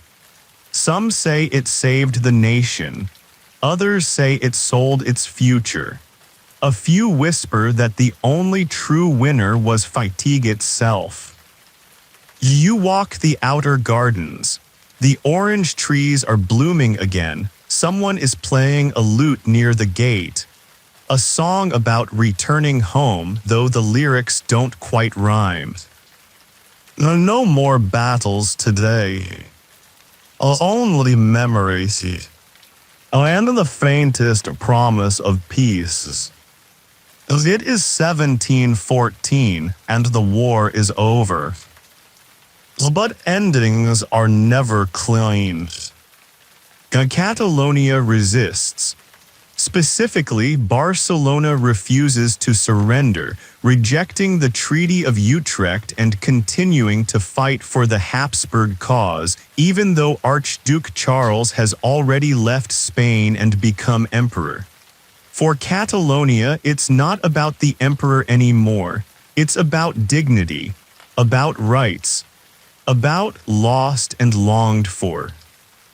Your historical fact. The siege of Barcelona begins in 1713 and ends on September 11, 1714, when Bourbon troops finally breach the city after more than a year of brutal siege. Thousands die. The Catalan constitution is abolished. The city is stripped of its privileges. September 11 becomes a day of mourning in Catalonia. It still is.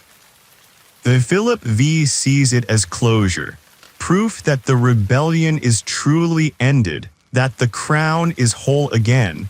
His ministers applaud, his generals nod.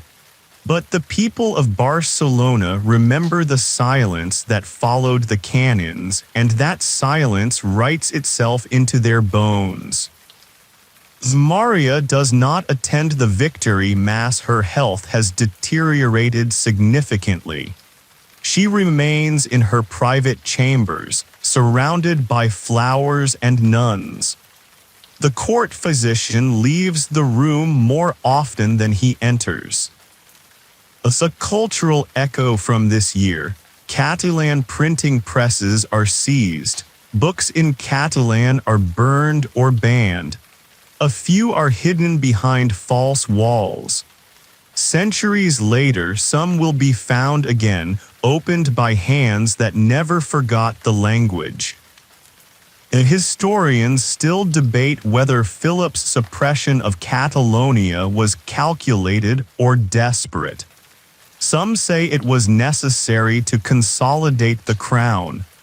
Others say it ensured resentment for generations.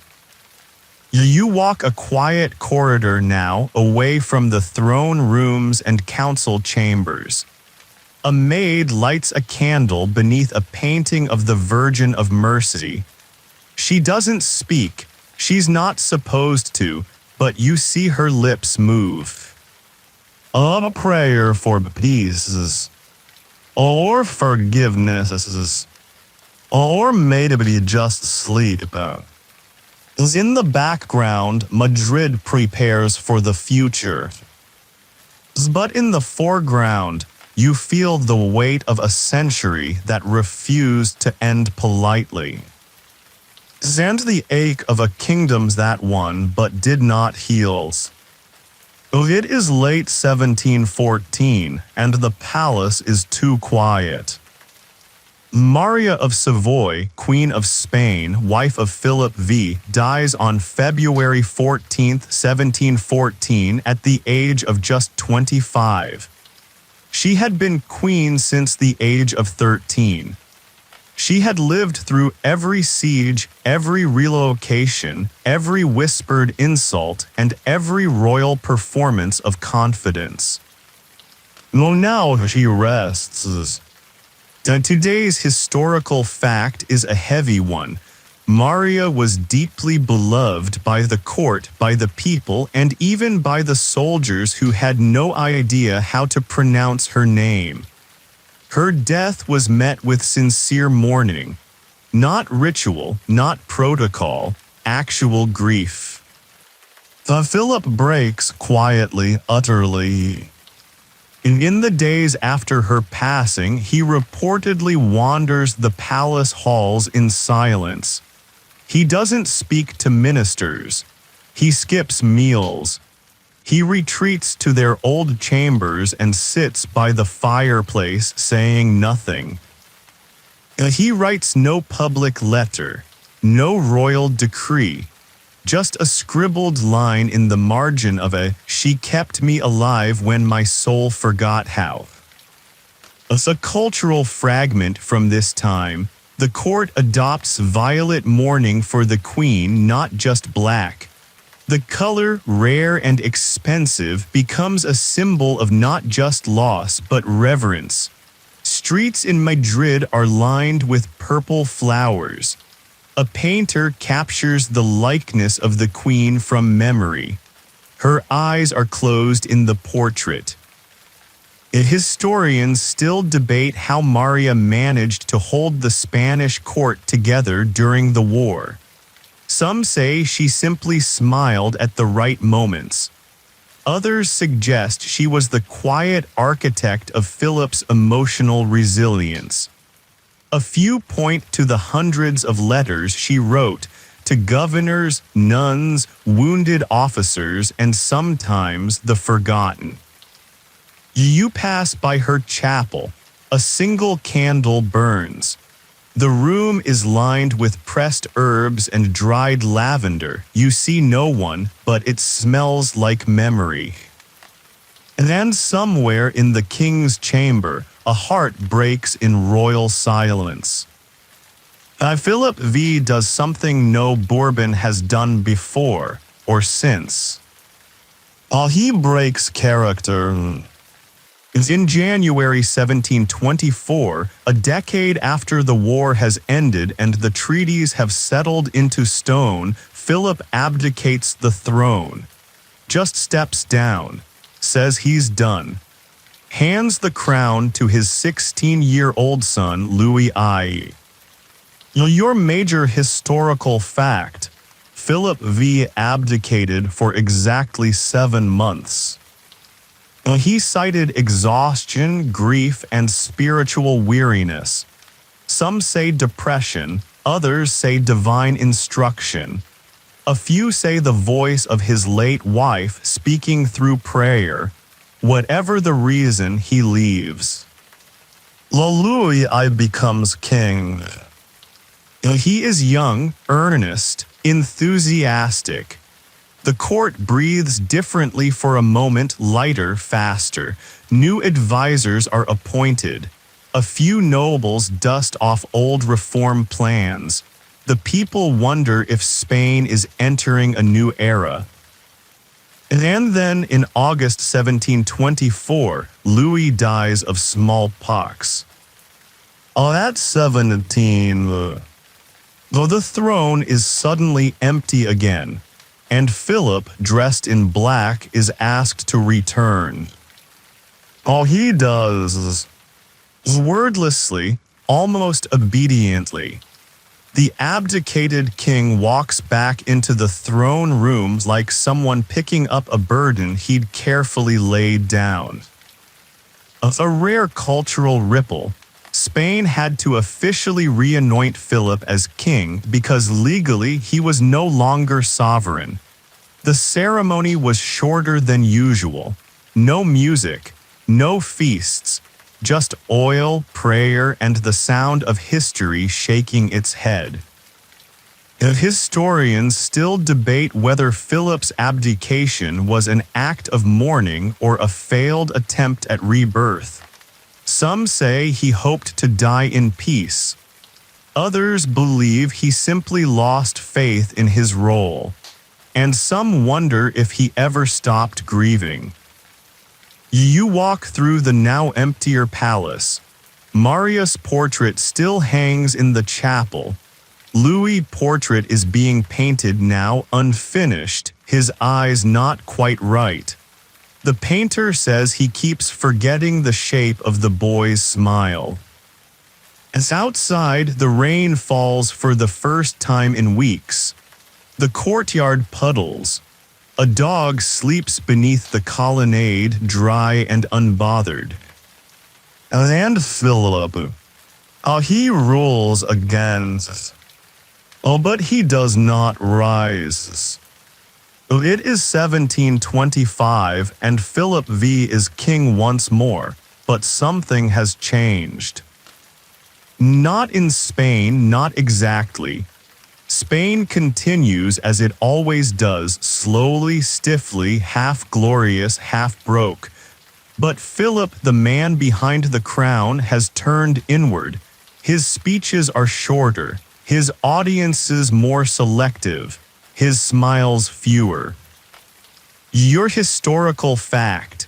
Philip V is now the first Bourbon king to rule Spain twice, and also the first European monarch known to have experienced recurring bouts of what modern historians believe may have been severe depression or bipolar disorder. His melancholy, once private, has become part of the court's rhythm. He walks the halls at night, writes letters no one receives, hums unfamiliar hymns his ministers whisper, his chaplain worries, his confessor listens too often and says too little. But still he governs. He signs treaties, approves policies, even arranges a new marriage, this time to an ambitious, sharp-tongued Italian duchess who understands that queenship in Spain is more armor than ornament. And here's your cultural detail. Arrives with her own advisors, cooks, and opera singers. She insists on Italian meals, Italian customs, and eventually Italian influence in Spanish foreign policy. The court is scandalized. The king is relieved, perhaps. She speaks clearly, acts decisively, and for the first time in years, Philip doesn't have to pretend to be the most awake person in the room. Historians still debate whether saved Philip or manipulated him. Maybe both. She did, after all, bear him several children, reposition Spanish interests toward Italy, and hold remarkable sway over every royal decision for the rest of his life. You find the king in his music room. He's not reading, not writing, just listening. a low, haunting tune played by a court musician on a harpsichord tuned slightly off. It's beautiful in the way rain is beautiful when you've already accepted you'll be walking in it. The fire crackles, a dog snores by the hearth. And Spain still ruled by a man trying to hear the world through music instead of noise. Oh, it is 1730, and Philip V is building again. Not castles, not armies, but dynasties, alliances, carefully arranged marriages between his children and every available royal in Italy, Austria, Parma, and France. His queen is the architect, Philip the signature. Your historical fact. The Bourbon dynasty spreads its roots across southern Europe during this decade, with one of Philip and sons eventually becoming Duke of Parma and later, King of Naples and Sicily. It's not conquest. It's inheritance with flair. But within the palace, the signs of age creep in. Philip suffers louder now. His sleep is irregular. His appetite is erratic. He fears death, but more than that, he fears not mattering. His mind runs in cycles, bursts of ambition, followed by long hours staring at candle flames as if daring them to flicker out. Compensates, she governs in his name when he cannot. She writes letters in his tone. She speaks with ministers who pretend not to notice that the king has not left his rooms in days. A strange cultural footnote from this period. Philip begins collecting mechanical clocks and music boxes, dozens of them. One by one they are placed around his study. Each chimes differently. He listens to them all, sometimes simultaneously. Servants joke that he's trying to measure time in emotions instead of minutes. Historians still debate whether he was mad, brilliant, or both. Some say the clocks soothed him. Others claim they represented the only thing he could still control. A few suggest he liked the company of things that ticked predictably. You walk the upper hallway of the palace at dusk. The windows are open. The air smells of orange blossom and oil lamps. Somewhere down the corridor, a clock chimes the hour, then another, then another. It takes 2 minutes for them to finish. Oh, and then silence. Oh, you stop. Then Philip is behind a half-open door, seated still, eyes closed. Listening. Always listening. Not to words, but to time.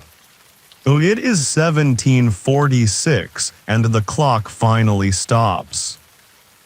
On July 9th, after years of illness, music boxes, whispered prayers, and a reign split across 2 lifetimes, Philip V dies at the Royal Palace of Law, aged 62.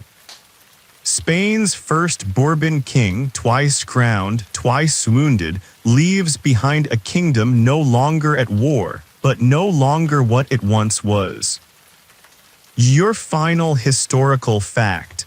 Philip V ruled longer than any Spanish monarch before him, a total of 45 years across 2 reigns.